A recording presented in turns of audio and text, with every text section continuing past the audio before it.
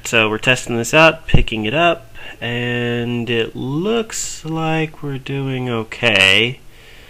Let's see here if I can play with recording devices, maybe? Yes. Properties, levels. Okay. Microphone boost. Checking out. Okay, microphone boost makes it louder. Good to know. Can I reduce it a bit? No, only does by 10 and by 20. Okay. Well, we'll try it on 20, and if this sounds terrible, we'll fix it next time. Okay. That's definitely picking up loud. Okay, let's see here. Properties, level. What happens when I move it here? Okay, now we're not really blasting out the top of the microphone with every word. Okay. So, what I want to talk about today, and first let me introduce myself. I'm Lucius Fartwolf, the Helson, or Son of Hell to those who hang out on my review site. Today's going to be a little bit of what I'm going to call Philosophy Hour. And for those who have never dealt with me be on the review site, which is probably everybody, because most of my fans are probably coming from a heathen's path, philosophy is one of my passions, and arguably one of my obsessions. It's something I've been into really ever since I got to college and took my first Philosophy 101 class. And I fell in love with it. The only reason I didn't get a degree in philosophy is because, well, there weren't any jobs in there. And, well, I did end up going for the history degree, which has no jobs either. I at least recognized that there were no jobs in the philosophy department degree. Which sucks, because philosophy is one of the most amazing fields you could ever go into. At least I thought so.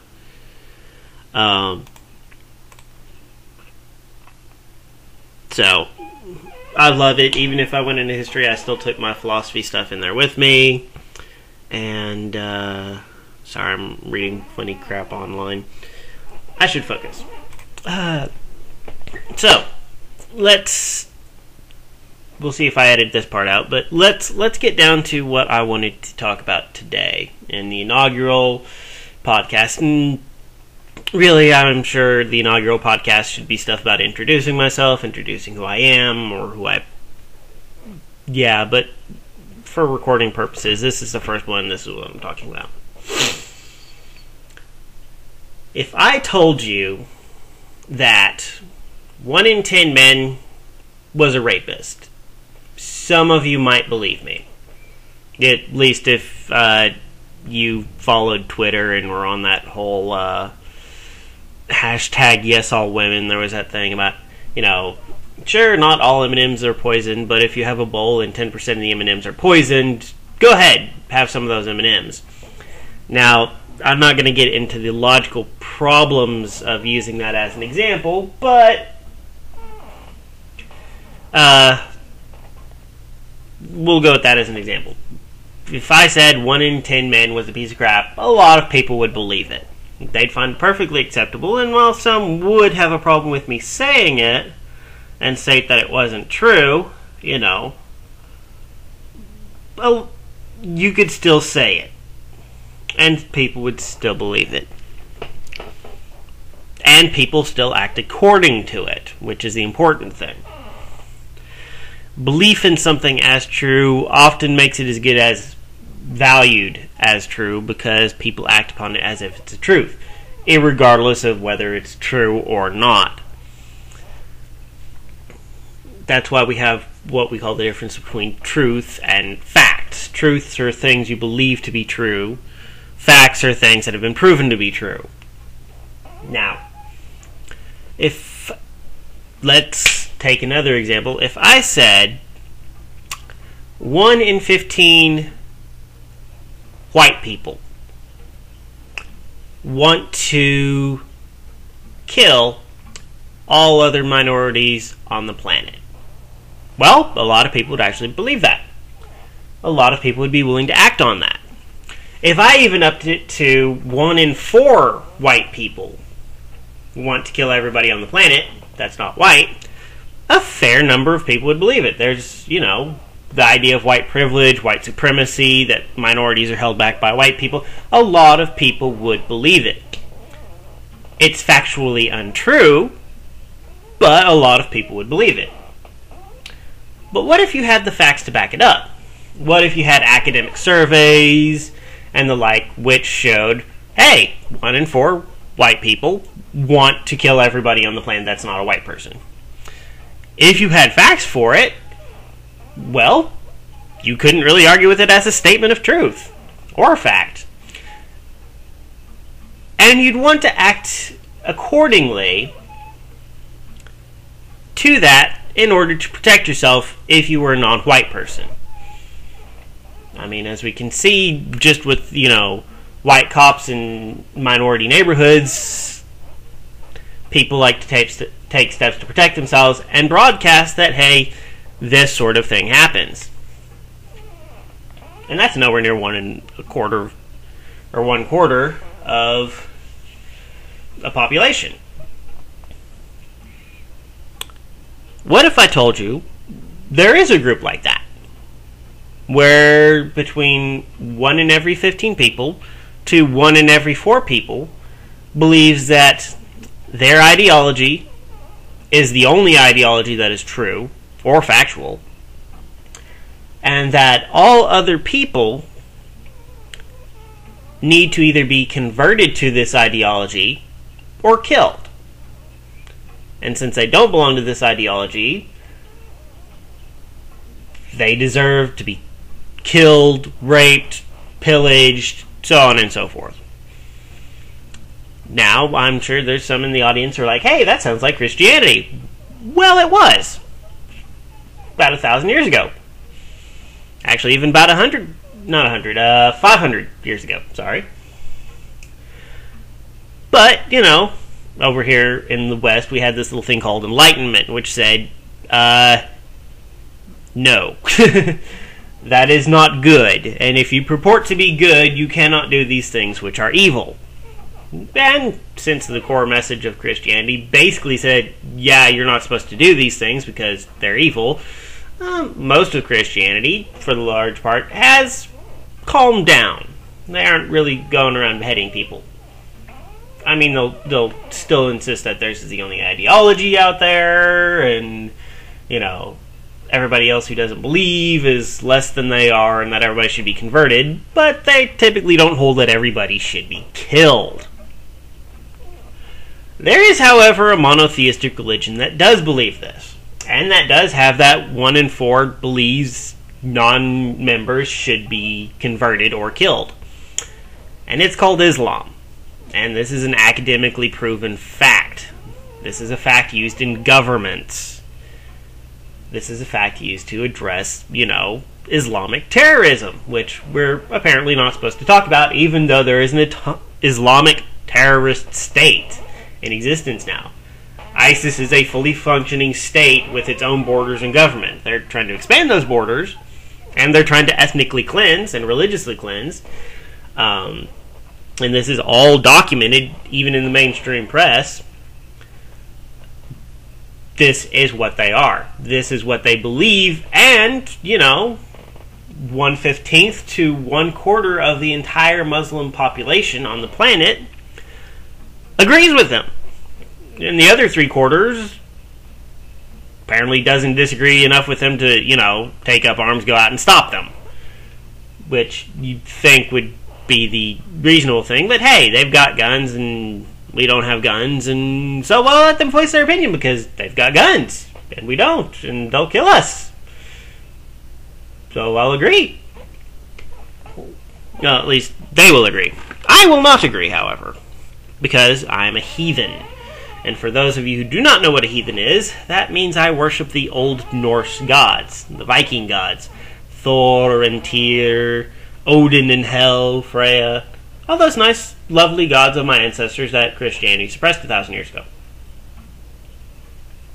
So I know a little something about religious suppression and violence, because Christians were good at it. My people were good at it. We fought them pretty good for 200 years until they corrupted a few kings, and the way of Christianity back then went with a top-down approach of let's grab the kings and they can make everybody else obey. It's not quite putting a gun to somebody's head, but it's pretty close. It's using established laws of a country or a nation to enact something rather than going in and creating your own nation and taking it over, but, to each their own. Christians got power by taking over the existing systems.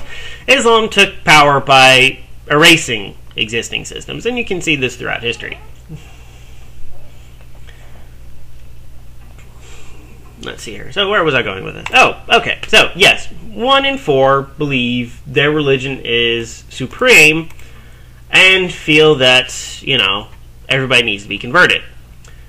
And we can see the extent of this by the fact that, groups like ISIS, Al-Qaeda, and a bunch of other organizations like that exist. We can see this in the teachings of contemporary imams. We can even read it in the Quran. And yes, people say, well, there's all this stuff about being peaceful in the Quran. And there is. There's also a lot of stuff about killing the infidel, enslaving the infidel, making Christians and Jews a second-class citizen, and we won't talk about what happens to pagans. Because this show doesn't want to get an X rating. Maybe another day. Let's just say I'm hoping a lot of people who have seen Firefly, and there's this line about a group called the Reavers, in which it is, they will skin us, they will eat us, and they will rape us, and they will kill us. They'll kill us, skin us, eat us, and rape us. And if we're very lucky, it'll happen exactly in that order. Most people aren't that lucky. So, what brings this up today? Well, I probably would have talked about this at some point on my blog, but I got woken up this morning by my sister for commenting on a post on a website, something like Tea Party News Network. Now, I want to state quite clearly, I have no affiliation with the Tea Party. At this point, I don't agree with the Tea Party. I don't agree with everybody saying they're a bunch of racist bigots who, guard America and guns. They do like their God. They do like America, which, is fair. America's not a completely terrible place. It's not a great place, but in the manner of capitalism and a bunch of other things, it's not the best. But it's kind of the best of what we got. Or at least it used to be. And guns, which I'll admit, I like guns. I don't own any guns because they're bloody expensive, but I like guns, and I like gun movies, so, The reason I don't like the Tea Party is mostly because they're really all talk. I went to a few meetings before, and it was literally a bunch of people whining about, taxes, which are oppressive, corruption, which is extensive, and a bunch of other things which they were going to talk about, and they might even vote on, but they weren't really going to go do a lot of active stuff. And while I will eventually get to talking about social justice warriors and a bunch of other activists like that I disagree with on their stance, I will say this: at least they take action. Sometimes criminal action, but they take action. And that's more than can really be said for the Tea Party. Anyways, this doesn't even really have anything to do with the Tea Party. This has to do with Muslims and Americans. Which basically, the story is, this lady who owns a gun store has declared her store a Muslim-free zone. Which has got a lot of people in a bunch of upsetness because, oh my god, discriminations! My discrimination. Well, okay, I'm going to admit it. She's being discriminatory.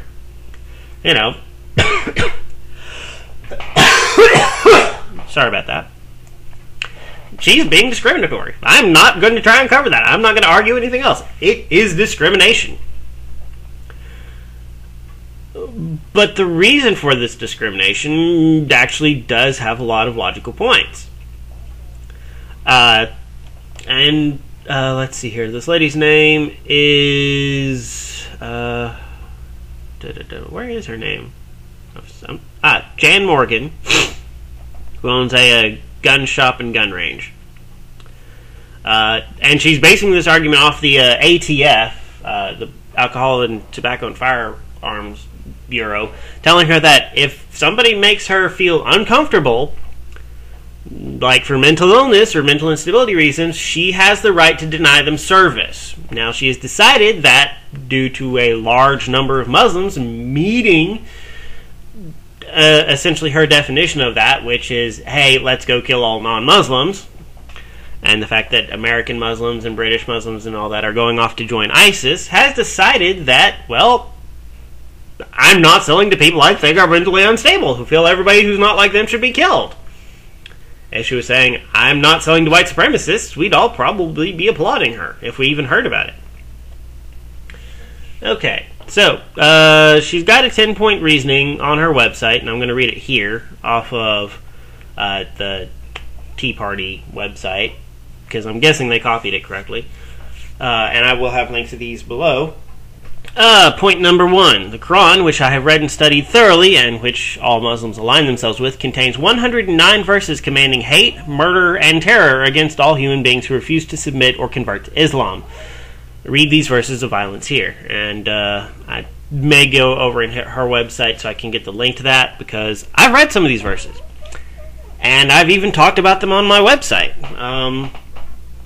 Verses like, make a peace treaty and keep to the peace treaty until such time as you feel you can get away with breaking it, at which time fall upon the non-believers with swords. And that's one of 190 verses. Let's see here. Number 2. My life has been threatened repeatedly by Muslims who are angry that I have studied the Quran and have, over the past 2 years, been exposing the vileness of the Quran and its murderous directives. Now, end quote. Now, okay, I can get it. She's dissing your religion. That makes you angry. People diss my religion, and it's made me angry, and that's fine. It's okay to get angry about people dissing your stuff. Threatening someone's life over it, however, is a little bit extreme. Especially when really all you're doing is literally quoting the Quran or any holy text and saying, hey, by our modern ethical standards of equality and criminal justice law, this ain't acceptable. If you have problems with your holy book basically being said, where it says you can kill anybody who's not a Muslim, and the civil law says you cannot kill anybody who is not a Muslim, don't get mad just because your holy book now has an illegal directive, and people talk about it. That's not really a good reason to get angry. I'm sure there's stuff in heathen lore that violates modern law. I don't get angry over that. I don't even get angry when people point it out. It's okay. 2 different legal systems. That's fine. You have to live in the legal system you're in. Don't go threatening people's lives over it. Okay. Number 3. The barbaric act of beheading an innocent American in Oklahoma by a Muslim. And I'm going to just pause on that one. I'd seen something about a dude beheading somebody and was being brought up on charges. I didn't realize that it actually happened here in America. I've been meaning to check up on that because, dear gods, we thought this was an ISIS-related thing over in the Middle East, and now it's already over here. And it hadn't even really been a month, so good God, the violence is spreading, so yay. 3 continued. The Boston bombings by Muslims. The Fort Hood mass shooting by a Muslim that killed 13 people and injured over 30 people. Caveat, that is the one on the military base, where a military psychologist, who was a Muslim, shot his fellow soldiers and killed them, wounding other people. And he directly stated he is doing this for Islam. Okay. 3 continued, and the murder of 3,000 innocent people by Muslims on 9/11. That one's been hashed over. I'm not even going to talk about it anymore. 3 continued, this is more than enough loss of life on my home soil at the hands of Muslims to substantiate my position that Muslims can and will follow the directives in their Quran and kill here at home. Fair point. That's, fair people. At least points that there are people willing to do this. And if we extend it out to the rest of the world where Muslim violence is happening throughout Europe, the Middle East, and over into Asia, to the point where Buddhist monks are now taking up arms to fight against Muslims, and that is not a joke. I have read it and seen it on, what's the right word? Respectable news sites. Yes, Buddhist monks are leading their people in conflict against Muslims because of how much terror and rape and bloodshed has been caused by those Muslims in that area. It's enough that Buddhist monks who will not harm blades of grass are taking up arms and fighting. Let that be a lesson to you here. Okay. Number 4. Because the nature of my business involves firearms and shooting firearms in an enclosed environment, my patrons are not comfortable being around Muslims who align themselves with a religion that clearly commands hate, murder, and violence against all non-Muslims. Therefore, many of my patrons are uncomfortable around Muslims with guns. Parentheses, can you blame them? In parentheses, end quote. No. No, I can't. When a man you work with every day for years comes in and shoots you because of his religion, and that's a man you know, a man you trust, a man you go to counseling for, does this. Can you blame people for being a bit worried when strangers holding the same ideology come into a place, get guns that can fire a lot of bullets in an enclosed area where you can't run away? No, I don't care if it's a Muslim. I don't care if it's a white supremacist. I don't care if it's a black supremacist. I don't care if it's a freaking Buddhist. If somebody's of a group that wants to kill me, that professes in their religion they want to kill me, I'm not going to be uncomfortable being in an enclosed place with them having a gun or a knife. I'm going to be a little query about their fists, too. Alright. Number 5. My range rents and sells guns to my patrons. Why would I want to rent or sell a gun and hand ammunition to someone who aligns himself with a religion that commands him to kill me? I really can't fault the logic in that one. Seriously, I cannot fault the logic in that one. That's like going up to a mugger and saying, here's a gun, please rob me. Oh, and by the way, if you could shoot me at the end of it, thank you very much, that would be awesome. Number 6. Muslims who belong to and or support ISIS are threatening to kill innocent Americans. Muslims who belong to or support Al-Qaeda are threatening to kill innocent Americans. Muslims who belong to or support Hamas are threatening to kill innocent Americans. See a common thread here. There's a lot of innocent Americans? No, I'm not going to even be facetious. Yeah, there's a lot of innocent Americans in all this, and there's a lot of people arguing that they should be killed. And we're not talking about just men. We're talking about women and children. And let's not get into what they do to the women. Yeah. Kill the men. You don't remove the breeding stock. That's for another post. Number 7. I not only have the right to refuse service, but a responsibility to provide a safe environment for people to shoot and train on firearms. I can and have turned people away if I sense they are under the influence of alcohol or mind-altering drugs. I have a federal firearms license. The ATF informed us when we received the license that if we feel any reason for concern about selling someone a firearm, even a sense that something is not right about an individual, or we are concerned about that person's mental state, even if they pass a background check, we do not have to sell that person a gun. In other words, a federal agency has given us this kind of discretion for service based on the nature of the business. I can and have turned people away if I sense an issue with their mental state. So is it difficult to imagine how the So, it's difficult to imagine how the DOJ could have issues with this when the ATF gave us this discretion. Okay, first off, I'm sorry, ma'am, you do not realize the conflicts of interest that can happen between federal agencies. They hate each other. They'll work together, but they hate each other. Badly. And the Department of Justice will go after you when the ATF lets you fly. And vice versa. You know. It just happens that way. But she has a valid point, and the ATF has a valid point. You know, guns are dangerous. Well, people using guns are dangerous, but guns make danger easier to create. And I know that sounds awkward. That's why gun shops have so many restrictions on who they can sell to, and why they're allowed so many liberties in who they can choose not to sell to. Because guns make it incredibly easy to kill people. This doesn't make guns evil, it doesn't make them bad, it doesn't make them wrong, it just makes it easy to commit violence. Or succeed at committing violence, let me put it that way. Anything can help you commit violence, but guns give you a higher chance of success if you know how to use them. We allow restaurants to ban people from carrying their guns into that restaurant for the safety of the patrons and their comfort. This really, to me, is no different.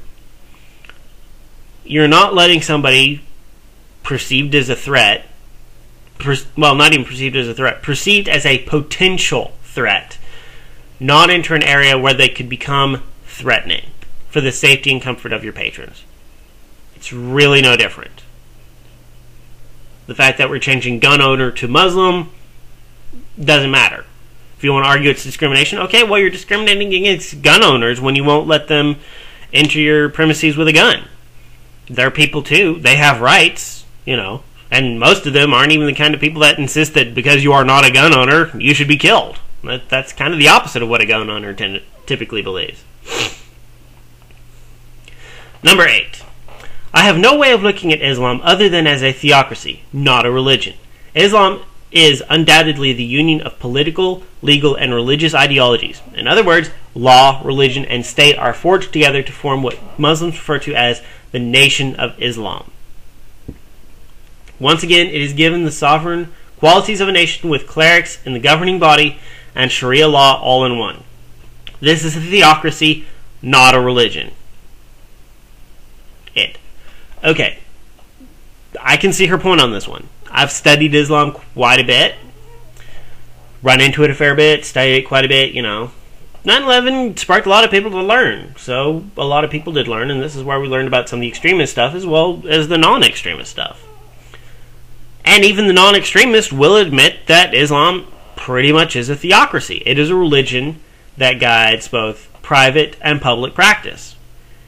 Sharia law is both the law of the religion and the law of the state. In a lot of ways, it's like Judaism, especially as Judaism was in the beginning, because the religious laws of Judaism that Jews still hold to, were the laws of their nation. They were the laws of their land, not just their belief. So Judaism was a theocracy. It's now religion because it has no state. Now there is the state of Israel, but that is not a theocracy because there is secular law to it, not just religious law. Islam doesn't have that. And in fact, if you go to Islamic-run countries like Iran and Saudi Arabia, the law of Islam, the law of the religion, is the law of the land. Their judges are their imams. Their criminal system is their religious system. So she's not wrong on number 8. It is a religion, but it is also a state. It is also a law. It is a theocracy. Continuing 8. The U.S. Constitution does not protect a theocracy. The First Amendment is very specific about protecting the rights of individuals from the government, as it concerns the practice of religions, not theocracies. It clearly differentiates between government and religion. Again, protecting the individual's religious beliefs and practice from the state government. In Islam, religion and state are one. We are a nation governed by laws, or the law of the land, the U.S. Constitution. We are not a nation that is governed by religion, politicians, or clerics. How then can anyone say that the practice of Islam is protected by the United States Constitution? Pause. Okay. Yes and no on this one. The U.S. Constitution does protect us from theocracy. It does ban the state from dictating the religion of the people, what they can practice and what they cannot practice. It doesn't ban religions that are theocracies from being practiced in the United States. That being said, it does ban the practice of non-constitutional laws in the form of theocracies, for example, from being the law of the land. For example, if you stole from a Muslim under the First Amendment and the U.S. Constitution, you are to be charged with theft under U.S. law. The Muslim may not charge you with theft under his Sharia law. Now, he is free to abide by his Sharia law, insofar as he does not enforce it on other people. Just like a Jew can live by kosher law, for example. He can live by the dietary laws of his people, but he cannot make them the law of the land for all people.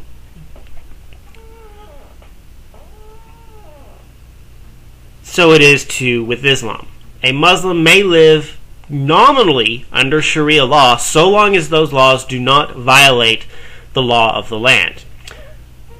In this case, America, because that's our Constitution. Now, a lot of Sharia laws do actually tend to violate, but that's a separate discussion. That's going to take a whole another round of stuff. So we're not going to get into that.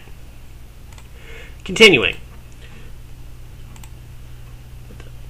Stupid papas. The Muslim Brotherhood has a documented plan for the destruction of America from within, discovered by our own government during a raid of MB operatives in America. In addition, I am very cognizant of the civilization jihad underway in my country by American Muslims. In a number of states, Muslims, through our legal system, are trying to force us to accept Sharia law over constitutional law. I do not wish to do business with people who stand against the Constitution and are fighting to replace it. End 8. I can't verify everything in that statement. It doesn't surprise me if the Muslim Brotherhood has a documented plan like that, considering they kind of had one for Egypt and everywhere else they've been involved in. So I'll believe it. I haven't seen it, but I'll give it the benefit of the doubt here. For the second part, about Muslims trying to use our legal system to accept us to accept Sharia law, that I have seen. Dearborn, Michigan. You can't find a lot about it, but some of the stuff that goes on up there is kind of terrifying. And while I don't know if it's getting a lot of leeway here in America, I have heard stories where you can really see it, though, is over in Europe. There are Sharia law zones where police, fire, and ambulance services will not go because they will be murdered. The common law of those lands can no longer be enforced in that area. It literally is Sharia law zones owned by Muslims. And you will face Sharia law punishments for violating those laws in those zones unless you can escape that area in time. Sometimes people don't. I'm going to probably look into Dearborn, Michigan and see some of the stuff that's been going on up there, but I've heard of, Muslim-based riots that essentially could be considered race riots, where they go after people who are non-Muslims, and it gets bad, from what I've heard. 9. Islam allows Muslims to kill their own children, honor killing, if the behavior of those children embarrasses or dishonors the family. Did you know that dating outside the faith is justification for murdering their daughters, and this has already occurred in American soil? Why would I want people who believe it is okay to murder their own children to be in the presence of other children? My patrons often bring their kids to the range to teach them how to shoot. I am responsible for providing a safe environment for those children to learn gun safety and shooting sports. End 9. That's true. I read about it. I believe there was even a special on one of the major news channels. I can't remember if it was Fox or CNN, but there have been honor killings in America. And the family has helped the killer leave America to go to a Muslim country so he never has to face justice. It's happened several times. It happens more over in Europe, and it happens every day over in the Middle Eastern Islamic countries. So don't let people tell you this isn't true. That is true. I have seen the reports myself. Number 10. In the 1400-year history of Islam, Muslims have murdered over 270 million people. Not all Muslims are terrorists, but almost all terrorists in the world right now are Muslim. Since you can't determine by visual assessment which ones will kill you and which ones will not, I'm going to go with the line of thought that any human being who would either knowingly or unknowingly support a religion that commands the murder of all people who refuse to submit or convert to that religion is not someone I want to know or do business with. I hold adults accountable for the religion they align themselves with. In 10. I don't know if the number is 270 million people is accurate. I really can't say. I don't know how she's getting those numbers. Excuse me. It wouldn't surprise me. In fact, it wouldn't surprise me if the number was actually higher. Because, yeah, Islam's been around for about 1400 years. It is the newest monotheistic religion out there. And it's killed a lot of people. I'd almost err on the fact that 270 million is small, because unless you can count every skull of everybody who's been murdered, you can't get an accurate count. These are estimates. And these are estimates that are probably taken from what we can estimate was killed during historical records, which sometimes aren't accurate, killed along the borders with the Christian domain. Those probably slightly more accurate. The numbers I don't know can be accurate are the ones on the Asian borders, where Mongolians, Chinese, Indians, and so forth have waged a near constant battle on their borders with Islamic nations and caliphates since those Islamic peoples started showing up there. I don't know if we can have those numbers, if those numbers are counted in or not. And that's not even counting, northern and the rest of Africa, which has dealt with Muslims for a very long time. Again, almost as long as Europe and the Eastern countries. And there, I'm pretty sure there's no way to accurately guess how many people have been killed down there in the name of Islam. I've read and have reason to believe in the accuracy of reports that for every slave taken to the west from Africa, 2 were taken into the Arab nations. And you will not find those peoples there, to my understanding. It's entirely Arab or Persian in the Muslim nations for the most part, or Egyptian and so forth. They are their primary demographic groups. You will not find descendants of those African slaves as much. I'm sure some interbreeding occurred, but for the large part, I suspect death happened. Yeah. So 207 million people, at least. That's pretty bad, I'm not even sure Christianity has numbers that high, And if it does, well, it's Christianity, and I still don't like it anyway. So that doesn't really change anything about Islam for me. I don't like the Christian religion and its history anymore. That's part of why I'm a heathen. As for her, holding that any human being who would ally themselves with this kind of ideology and not wanting to associate with them or do business with them, again, I really can't blame her, and I can't even say she's wrong, because if we use other examples, people would say the same thing. I'm going to deny service to Nazis. Woo! You're a good person, wonderful human being. How dare you, or congratulations for daring to fight against the Nazi power, and good on you. Okay. So we can agree that we would deny service to the Nazi Party, but apparently now we're racists if we deny service to an equally murderous and genocidal ideology that has existed for 1400 years and killed approximately, God, I can't even do math that high in my head. I mean, the Nazis killed maybe 12 million people all told. And Muslims have killed, 270 million. So let's be generous and count battlefield casualties. So 25 million for the Nazis. So we're looking at literally 10 times that, at least, maybe even 30 times that for Muslims, and we're not allowed to deny that ideology service. Okay, maybe Eddie Izzard was right. Kill 70 million of your own people. We'll give you an island and recognize your government and everything's good. Kill 6 million of people who are not your own, and you're the worst human being who's ever lived. But that doesn't even make sense, because most of those people killed by Muslims and Islam over the centuries weren't Muslims. So I don't get the double standard of acceptance. And people will say, "Oh, well, not all Muslims are bad." Well, no, not all Muslims are bad. Then again, not all members of the Nazi Party committed the Holocaust, but we still consider the Nazi Party pretty bad.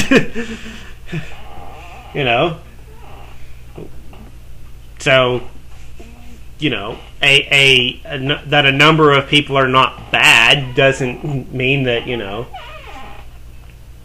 other people should get a free slide. I mean, heathenism as a whole tends to get denounced as racist. Even if you're not a racist as a heathen, you will be called a racist. You will be denounced as racist. You will have your path and religion denounced as a racist. And even if that's not true, and most of the time it's not. I mean, this is just a number off the top of my head from dealing with people. But for the sake of argument, let's say that 1 in 50 heathens is a racist. Not a violent racist, just a racist. They don't do anything with it. It just kind of sits there on the shelf like an ugly knickknack.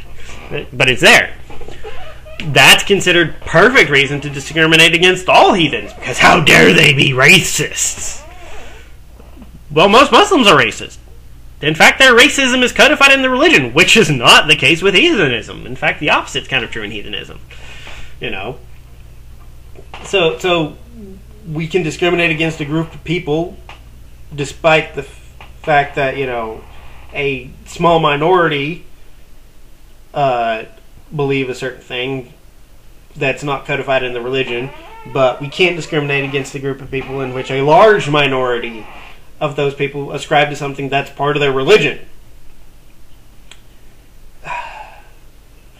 Whatever happened to logic, I wonder? I think logic just went out the window somewhere. Really, it's gone. All right, I'm going to finish this up. Going back to lady.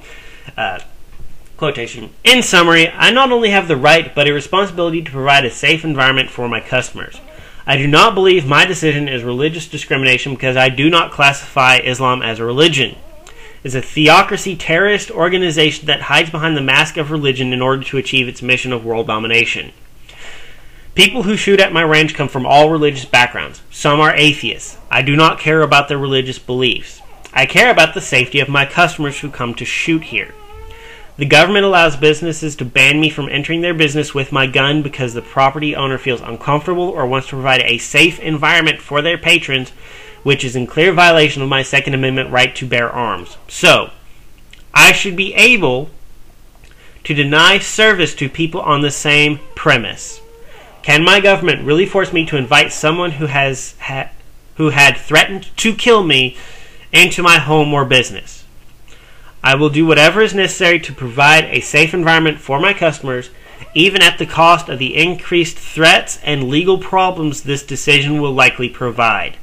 Jan Morgan, owner, The Gun Cave Indoor Shooting Range. End.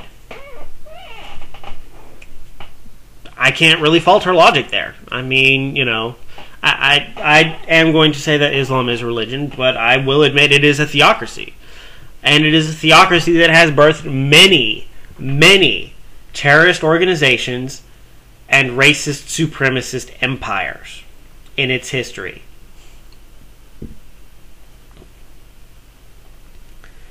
In fact, the only reason America and the Americas, the continents are settled today is because of Islam. Primarily because of Islamic violence. See, in 1492, Columbus sailed the ocean blue. We all know that story. What we don't know is that in 1492, that exact same year, in fact, earlier that same year, Ferdinand and Isabella, the King and Queen of Spain, that we are all aware of, took back their country. In fact, it was a war that took several years, if I remember correctly. They were the king and queen, respectively, of the only two, really, Christian nations left on the Spanish Peninsula. The rest of the Spanish Peninsula was Muslim. Had been Muslim for a couple of hundred years. Had been overtaken by Muslims, invaded by Muslims, who forcibly converted and treated Christians and Jews as second-class citizens.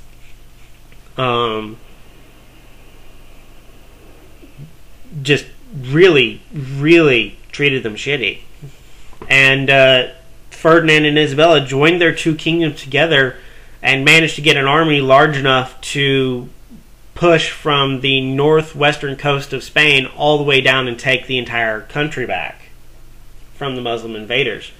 That same year, they sent out expeditions with Columbus to try and find India, because the primary source of income for the Muslim Empire at that time, or the Caliphate, I guess it would be called, was essentially trade with spices from India and the Far East.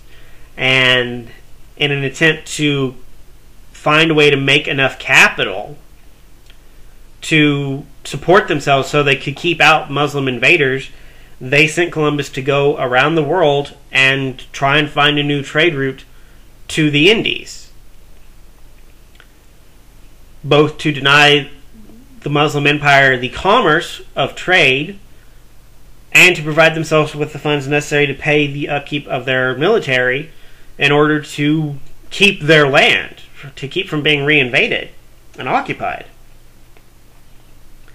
Columbus then managed to discover America, where the Spanish found gold, and literally from, Texas on down, just raped the hell out of the natural resources, because they were so desperate for funds in order to maintain their military might, in order to defend themselves. They took everything. And that opened it up so that the British, could come in and the French could come in and start the Americas. Again, largely for the same reason, because now suddenly there were trade goods they didn't have to go, get through Muslim-occupied territories, where there weren't the expensive taxes and the levies and the war and whatnot. And that eventually led to the Age of Empires, again, where, a lot of the Middle East got cut up because of an attempt to control and end Muslim-based violence. But that's how the Americas got started. It was literally Muslim violence that caused America to be started. So, the next time you want to blame white people for all the bad things that happened, remember, white people were running away from something and then trying to stay alive. So, not trying to apologize or anything there. I don't need to apologize. My people didn't do that. We're from Scandinavia, and we literally didn't get to do crap. We stayed up in the frozen north and, minded our own business. We had the Russians to deal with. We didn't get to go anywhere. So, yeah. I forget where I was coming with this. But, yeah, I can't blame her for wanting to provide a safe environment and discriminating to create a safe environment when she herself is discriminated against to create a safe environment. The logic there is sound. If one person can discriminate for their safety, then another person should be allowed to discriminate for their safety. And yes, 3 out of 4 innocent Muslims who don't get to go to a gun shop, yeah, it's an inconvenience, It's not really threatening their life, I don't think, and I'm pretty sure they could get other businesses. But in a world where American Muslims will train and buy weapons here and then go over to the Middle East to kill non-Muslims, get trained over there in terrorist tactics, and then intend to come back here to engage in those tactics to bring Islam to America or whatever Western nation. No, I really can't blame her for not wanting to have people there buying her weapons and training on her shooting range. Even if they never attack her customers, they may go out and attack someone else with the practice and training they got there, which would make her responsible. I see no reason why she cannot protect herself that way. So that article, there, I'm gonna link to that, and I'll try and link to the other thing. Let's go here. Yeah. Okay. Yeah. Okay. Yeah. That's here. So I'll provide the link from her website then, I guess. So I commented on it last night. I didn't give the full 50-minute long rant, 40-minute long rant that I've given you guys. I literally said, fair enough. She has some logic to her argument. Right or wrong, morally right or wrong, I see the logic. And I can't even fault the logic, because of what I've studied and what I've seen. So, that was that. And then this morning I get woken up with a text from my sister who's like, "Do you believe this?" And I'm like, "Oh, crap. Well, there goes me being sick and trying to sleep in this morning to feel better. Not happening anymore." So I basically said, sure. Which started a massive discussion.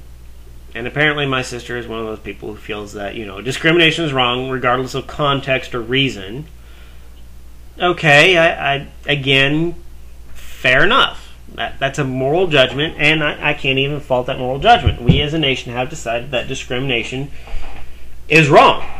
Because it is. The only reason I can practice my religion is because it is wrong to discriminate against me. And I love that. I don't want to discriminate against people.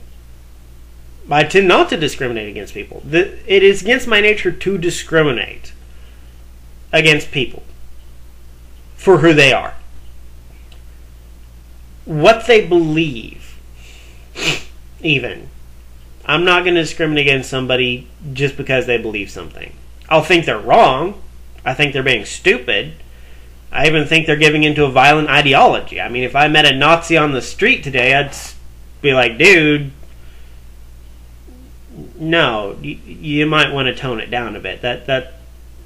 I don't see the evidence for your belief the same way that you do. So, going, kill all the Jews, no, that's not a reasonable response. But I'm not going to discriminate against him either. I'm not going to deny him service because he's a Nazi. I might deny him service if he's an asshole to me. That's fair. He's treating me like shit, Then fine. If he's threatening to kill me, fine. I am going to deny him service, but I'm not going to deny him service and discriminate against him just because, he says he wants to kill me. Or he's part of an ideology that I don't agree with. Let me put it that way. And I don't discriminate against Muslims just because they're Muslims. But their ideology does say to kill me. And academic statistics state that up to 1/4 of the Muslim population wants to kill me. And in case you're wondering what that number actually is, it's about 300 million. And to put that in perspective, the total population of the United States is about 300 million. And if that makes you a little bit uncomfortable, you're not stupid. Okay? Essentially, a group of people the size of the entire population of the United States wants everybody except them dead. That's terrifying. Okay? That is literally terrifying. And I don't want to discriminate against Muslims. But the knowledge is that 1 out of every 4 Muslims wants me dead. Which means out of every 4 Muslims I meet, 1 wants me dead at least. statistically. Now, it might even be higher depending on which location I'm at. If I go over to the state of ISIS, over where Syria and Iraq were, I can pretty much raise my odds to 4 out of 4 Muslims want me dead. So, yeah, that. So, the other 3 are probably coming from somewhere else, but, enough exist where it's a problem, where it actually does kind of be a threat, and it does feel like a threat. And I really cannot blame her for, if you went on a college campus and you got a woman and you took 4 random guys and you said, 1 out of these 4 guys is going to rape you, but the other 3 are okay, go ahead and hang out with them. Don't discriminate. Don't be mean to any of them. Don't show any prejudice, because, the other 3 guys are perfectly okay. They're perfect gentlemen. Only 1 wants to rape you. How would we act? How would we expect the woman to act? Would we judge her then for discriminating against the men and not wanting to be around them if she knew that 1 out of the 4 wanted to rape her? No, we'd say, you're taking care of yourself. You're being smart if you say, I want a place where these men can't come in. We might agree, basically, that it is discriminatory, but we'd all acknowledge the right that she has to feel safe, to not be raped. How then is it that we can say to this woman, it is not okay for you not wanting to be murdered? How is it okay for you to take steps to make sure you're not killed?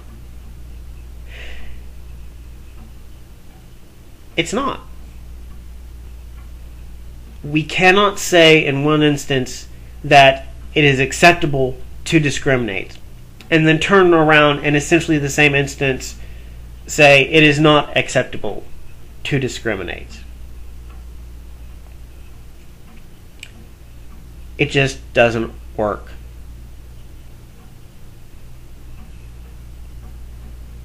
Is she being discriminatory? Yes. But she's being discriminatory the same way a woman presented with 4 men, one of whom is a rapist, would be discriminatory. She's being discriminatory in the same way that someone who is presented a group of people and is told that, hey, out of these, 1 has Ebola, and you will get infected from it. And that person chooses not to hang out with the person that could have Ebola, or HIV, or something like that. Any communicable disease, anything that could lead to your death. People are allowed the right to defend themselves. At least they should be. In a legal and just society, people have the right to defend themselves. That's all this woman is doing.